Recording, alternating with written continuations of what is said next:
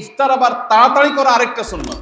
শিয়ারা এবং ইহুদিরা তাদের মধ্যে রোজা আছে, ফাস্টিং আছে। নবী করিম সাল্লাল্লাহু আলাইহি ওয়াসাল্লামের ওই হাদিস আবারও আমরা স্মরণ করি। তিনি বলেছেন, লা ইয়াজালুন নাসু বিখাইরিন মা আজ্জালুল ফুতুর ওয়া আখারুস সুহুর।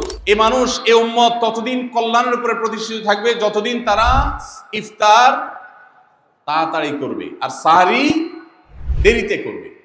ইফতার তাড়াতাড়ি করা এর মানে হলো সূর্য ডুবছে আর দেরি করবেন না। শিয়ারা এবং ইহুদিরা তাদের মধ্যে রোজা আছে, ফাস্টিং আছে। তারা সেই রোজায় ইফতার করে হলো চতুর্দিক অন্ধকার হয়ে যাওয়ার পর, সূর্য ডুবার পর পর ইফতার করে না। তো এই জন্য নবী সাল্লাল্লাহু আলাইহি সাল্লামের আদর্শ হলো তার বিপরীত, অর্থাৎ সূর্য ডুবার পর পর ইফতার করে ফেলা, অতিরিক্ত বিলম্ব না করা। আল্লাহ আমাদেরকে আমলের তৌফিক দান করুন। ইফতারের দোয়া জানা আছে ভাই? কি দোয়া? আমরা একটা দোয়া কমন জানি বাংলাদেশে মানুষ, সেটা হলো আল্লাহুম্মা লাকা সুমতু আলা রিজকিকা আফতারতু। এটাও হাদিসে বর্ণিত হয়েছে, কিন্তু হাদিসের সনদ নিয়ে অনেকে কোনোটা নিয়ে আলাপ তুলেছেন, প্রশ্ন তুলেছেন। আল্লাহুম্মা লাকা সুমতু মানে হলো, হে আল্লাহ, আপনার উদ্দেশ্যে রোজা রেখেছি, ওয়া আলা রিজকিকা আফতারতু, এবং আপনার দেওয়া রিজিক দিয়ে ইফতার করেছি। আর ইফতারের আরেকটা দোয়া হলো যাহাবাজ জামা ওয়াবতাল্লাতিল উরুক ওয়া সাবাতাল আজরু ইনশাআল্লাহ। এটা একটা দোয়া। যদি এগুলো দোয়ামূলক নয়, আমরা দোয়া বলছি, এটা মূলত আল্লাহর কাছ থেকে একটা প্রত্যাশা। এর অর্থ হলো যাহাবাজ জামা, আমার পিপাসা দূর হয়ে গেছে, ওয়াবতাল্লাতিল উরুক, আমার শিরা উপশিরাগুলো সব সিক্ত হয়ে গেছে, ওয়া সাবাতাল আজরু ইনশাআল্লাহ, এবং আল্লাহ চাহেন তো এই রোজার বিনিময় আমার সাব্যস্ত হয়ে গেছে আল্লাহর কাছে, এটা স্থির হয়ে গেছে। এটা হলো ইফতারের দোয়া। ইফতারের দোয়াটা কি ইফতারের আগে করব না পরে করব? ইফতারের দোয়াটা যারা ইফতারের আগে করার পক্ষে তারা হাত তোলেন, অল্প সংখ্যক মানুষ। আর বাকিরা সবাই কি পরের পক্ষে না মাঝখানের পক্ষেও আছেন লোক? সব পরের। মাশাআল্লাহ, সব সূক্ষ্ম সূক্ষ্ম মাসআলা দেখি গাবতলী মানুষ জানে, মাশাআল্লাহ, অনেক অগ্রসর দেখা যায়। আল্লাহ আমাদের সবাইকে দ্বীনের জন্য কবুল এবং মঞ্জুর করুন, মাশাআল্লাহ। ভাইরা আমার, ইফতারের দোয়াটা ইফতারের পরে করতে হয়, যেটা বেশিরভাগ মানুষ জানে না। কিন্তু আমি অবাক হলাম যে এখানে বেশিরভাগ মানুষ আপনারা জানেন, মাশাআল্লাহ, নলেজেবল মানুষ, বোঝা গেছে। ইফতারের দোয়ার অর্থের দিকে তাকালেই তো বোঝা যায় এটা আগে না পরে। দোয়ার অর্থের মধ্যে তাকালে আমরা দেখতে পাচ্ছি যে আল্লাহ শিরা উপশিরা সিক্ত হয়ে গেছে, পিপাসা দূর হয়ে গেছে, এগুলো তো ইফতারের পরেই হয়। অবশ্য আমি অর্থ আগে বলে দিয়েছি, সেটা দেখে হয়তো আপনারা অনেকে বুঝে ফেলছেন, মাশাআল্লাহ। তো যাই হোক, ইফতারের শুরুতে বিসমিল্লাহ বলে ইফতার করব আর শেষে এই দোয়া পড়বো। আল্লাহ আমাদেরকে আমলের তৌফিক দান করুন। রোজা রেখেছেন কিন্তু ইফতার করেন নাই, রোজা হয়ে যাবে কিন্তু সুন্নাত আদায় হবে না। এই জন্য ইফতার করা একটা সুন্নাত। আল্লাহ তাআলা আরহামুর রাহিমিন, এমন একটা মাস রমজান মাস, সারা বছর কিন্তু আমরা নাস্তা করি। সারা বছর যেটা নাস্তা করি রমজানে সে নাস্তাই করি। পার্থক্য হলো সারা বছর নাস্তা করি সকালে, রমজান নাস্তা করি সন্ধ্যায়। মানুষ দীর্ঘ সময় না খেয়ে থাকার পরে যে খাবার খায় সেটাকেই ব্রেকফাস্ট বলে, সেটাকেই নাস্তা বলে। আরবিতে যে ইফতার বলা হয়, এই ইফতার শব্দের অর্থ কিন্তু নাস্তা। ইফতার শব্দের অর্থ কি? নাস্তা। সারা বছর নাস্তা খেলে কোনো সওয়াব হবে, কিন্তু রমজান মাসে আপনি যদি সারাদিন উপবাস থাকার পর সন্ধ্যায় ব্রেকফাস্ট করেন, অর্থাৎ ইফতার করেন, তাহলে আল্লাহ তাআলা আপনাকে সুন্নাত পালন করার সওয়াব দিবেন। এই জন্য ভাই, ইফতার করা একটা সুন্নাত। সাহরি এবং ইফতারে খেজুর খাওয়া, খেজুর দিয়ে সাহরি ইফতার করা।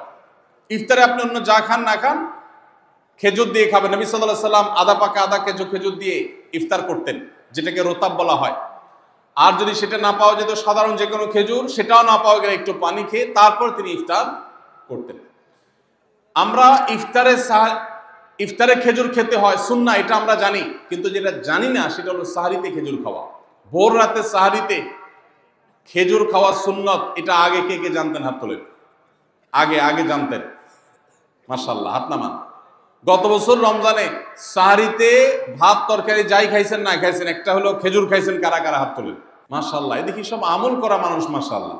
তাহলে তার ওয়াজ টোয়াজের কোনো দরকার নেই। এত নলেজেবল মানুষ, এত আমলদার মানুষ যদি এলাকায় থাকে, তাহলে ওয়াজের দরকারটা কি? আল্লাহ আমাদের সবাইকে আমলের তৌফিক দান করুন। ভাইরা আমার, ইফতারে খেজুর খাওয়া যেমন সুন্নাত, সাহরিতেও খেজুর খাওয়া সুন্নাত, কিন্তু খেজুর খাওয়া কোনো ফরজ ওয়াজিব না। খেজুরের দাম বেশি হয়ে গেছে, আপনি কিনতে অপারগ। যদি একটা খেজুরও পুরো রমজানে না খান, আপনার রোজার কোনো অসুবিধা হবে।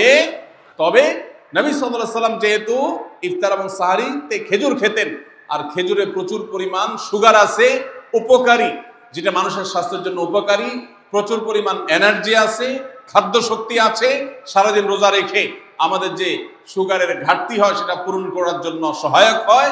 এই জন্য সাহরি এবং ইফতারে খেজুর খাওয়া এমনিতেও উপকারী। আর নবী সাল্লাল্লাহু আলাইহি সাল্লামের সুন্নাহ, তিনি বলেছেন নি'মা সাহুরুল মুমিনি আত-তামার, ইমানদারের সাহারির আইটেমের মধ্যে সবচেয়ে বেস্ট উত্তম হলো খেজুর। এই জন্য অন্য যাই খান না খান একটু হলো, এক পিস হলো খেজুর খাবেন, ইনশাআল্লাহ সুন্নাত আদায় করার নিয়তে খেলে এই খেজুর সুন্নাতটা আদায় হয়ে যাবে। আল্লাহ তাআলা তা চাহেন। তো রমজান মাসে রোজা রেখে আমরা বেশি বেশি দোয়া করব।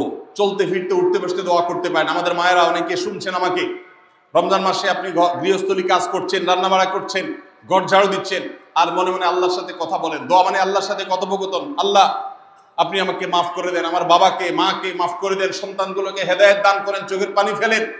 নিয়মতান্ত্রিক দোয়া, বসে বসে হাত তুলে দোয়া করবেন কেবলামুখী হয়ে। আবার চলতে ফিরতে উঠতে বসতে, এমনকি ওযু নাই সে অবস্থায় দোয়া করবেন। নবী সাল্লাল্লাহু আলাইহি সাল্লাম বলেছেন 3 ব্যক্তির দোয়া ফিরিয়ে দেওয়া হয় না। কয় ব্যক্তির দোয়া? লা তুরাদ্দু দাওয়াতুহুম, 3 শ্রেণী মানুষের দোয়া ফিরিয়ে দেওয়া হয় না। এর ভিতরে এক শ্রেণী হলেন মাজলুম, কারোর জুলুমের শিকার হয়েছে এই ব্যক্তি। জালেমের বিরুদ্ধে যে তার মনের আকুতি থাকে, বদদোয়া থাকে, আল্লাহ সুবহানাহু ওয়া তাআলা এটা ফিরিয়ে দেন না। এই জন্য পৃথিবীর ইতিহাসের কোন জালিম আপনি দেখাতে পারবেন না যেই জালিমকে আল্লাহ ছেড়ে দিয়েছেন, আল্লাহ ছাড় দিয়েছেন কিন্তু চূড়ান্ত ভাবে ছেড়ে দিয়েছেন, এমন কোন জালিম আপনি দেখাতে পারবেন না। এই জন্য ভাই কখনো কোন অবস্থাতে কারো প্রতি আমরা জুলুম করব না। আল্লাহ আমাদেরকে সেটা মানার তৌফিক দান করুন। তাহলে 3 ব্যক্তির দোয়া কবুল হয়, ফেরত দেওয়া হয় না। তার ভিতরে একজন হলো মাজলুম, যার প্রতি আপনি জুলুম করেছেন, সে আপনার বিরুদ্ধে যে বদদোয়া করে, এটা লাগবেই লাগবে, আজ হোক আর 2 দিন পরে হোক। নাম্বার 2, মুসাফির, যে ব্যক্তি সফরে আছে, সফররত অবস্থায় সে যদি দোয়া করে, সে দোয়া আল্লাহ তাআলা কবুল করেন। 3 নম্বর হলো রোজাদার ব্যক্তি, as-সাইম হাত্তা ইফতির, রোজাদার ব্যক্তি সারাদিন ভর রোজা করলে ইফতার রাগ পর্যন্ত, সারাদিন দোয়া করলে ইফতার রাগ পর্যন্ত তার দোয়া কবুল হয়। এই জন্য রোজা রেখে আমরা বেশি বেশি আল্লাহর কাছে দোয়া করবো ইনশাআল্লাহ। চলতে ফিরতে উঠতে বসতে মনে মনে আল্লাহর সাথে কথা বললেন, চাওয়া তাওয়াকে পেশ করলেন, বাস এইটাই হলো দোয়া।